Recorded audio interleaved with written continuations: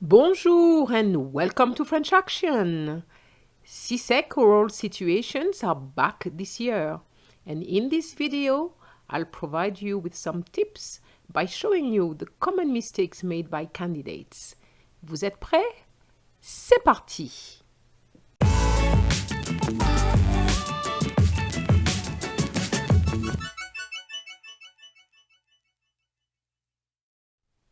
Some facts about the French oral situations. They are worth 25 marks because we have 5 situations marked out of 5. And to get the 5 points, you have to think about 2 things. 1, appropriateness and fluency, which would give you 2 points. And 2, correctness of grammar and vocabulary, which will give you 3 points if you get everything right. And 2 plus 3 gives you 5 points. So to get 2 for the appropriateness and fluency, I'm going to read. Your answer has to be fully appropriate, evenly presented, with no undue hesitation. Now to get a 3 for correctness of grammar and vocabulary, you have to show a wide range of vocabulary and excellent control of grammar. Otherwise, it would be just a good range of vocabulary and very good control of grammatical structures. One common mistake is misreading the situation. Here's an example. Your friend doesn't know where his pen is. What does he ask you? And what do you respond? Very often, we would find something like, Je ne trouve pas mon stylo. This is wrong because the question was, what does he ask you? This is not a question. So you'll have to think about something like, Tu as vu mon stylo? Or As-tu vu mon stylo? Est-ce que tu as vu mon stylo? And that will be correct. Another common mistake is using the tu instead of the vous and vice versa. So I remind you that tu is used with family members and friends, whereas vous would be to an adult, to your teachers, or somebody you don't know. Here's a situation. You call the caretaker of your French Airbnb because the elevator is not working. 1, what do you tell the caretaker? And 2, what does he or she respond? So we're just going to look at the first question. If you say excuse-moi, that will be wrong because the caretaker is somebody you don't know, is an adult. You're going to say something like excusez-moi madame, or if it's a man, excusez-moi monsieur, mais l'ascenseur ne marche pas. The elevator is not working. So be careful, there's a difference between excuse and excuser. All right? So when you use tu, you have to think about excuse-moi, s'il te plaît. If you're talking about your, it's going to be ton, if it's masculine, ta, if it's feminine, and te, if it's plural. Whereas with the vous, you're going to have to add a z to excuse, and that is going to give you the a sound. Excusez-moi. And instead of saying s'il te plaît, we're going to say s'il vous plaît. And for your, you're going to have votre if it's masculine or feminine but singular, or vos if it's plural. Using the wrong object pronoun. The object pronouns I'm talking about is really you or me. So if I want to say I will help you, what would I say? Yes, it's going to be the first one, je t'aiderai. Je t'aiderai, so it will be the TE, but because aider starts with a vowel, we're going to get rid of the E and put the apostrophe. But you cannot say je tu. No, it's wrong. So let's look at another example. Can you help me? Is it peux-tu m'aider?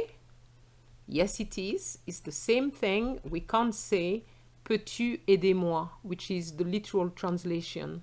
Remember, the me is always placed before the verb and not after. And I'm going to add a little thumbnail here regarding how to say it. Very often you want to say it, but you don't know how to say it. So just watch that video and that will help you. Remember, if you're using the wrong tense, you're not going to have top grade in the part where it says excellent grammar. All right?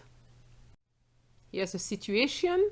Your French pen pal wants to know what the weather will be like tomorrow. So, what would you say? Very often, you say il fait beau, and that is wrong. You have to say il fera beau, which is the future because you're talking about the weather for tomorrow. Very often, you want to translate into French all the words used in the situation. But do we really need to do that? Here's a situation. You arrive late for an athletics practice one afternoon. How do you apologize for being late? And 2, what do you say to explain why you are late? Okay, so here, the first thing you have to do is to apologize. So, je suis désolé d'être en retard. So, my point here, you don't need to say for the athletics practice. I'm sorry for being late. That will be okay in the exam. There will be times when you might not remember a word or an expression, or you don't know a word. For example, to cancel. I remember some students didn't know how to say to cancel, and they were totally lost. What I would say to you, try to come up with an alternative. If you cannot remember the word or if you don't know the word, but do not put an ER at the end of the English word to make it French. So what about providing personal information? You've been asked about your favorite sports activity. I would say je fais de l'escrime if I were asked such a question. But let's say you actually do fencing, but you cannot remember how to say fencing. Then you need to come up with something else, even though you might not do it. So I'm just putting here the thumbnail of a video which is on French Action on sports, because very often I find that the students don't know how to say what sports they do. So make sure you know that before going to the exam.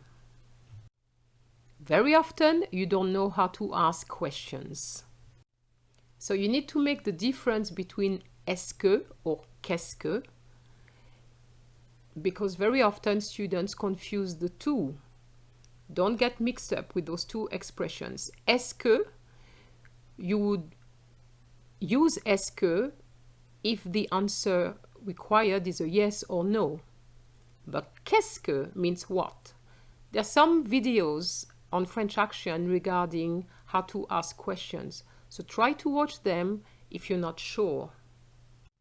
So a tip for you, remember, it is a dialogue, okay? Sometimes you would just need to say, what a pity. But very often you can't remember or you don't know how to say it.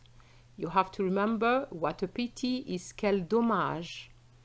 And if it's something which is very negative, you could even say, oh, what a catastrophe, quelle catastrophe.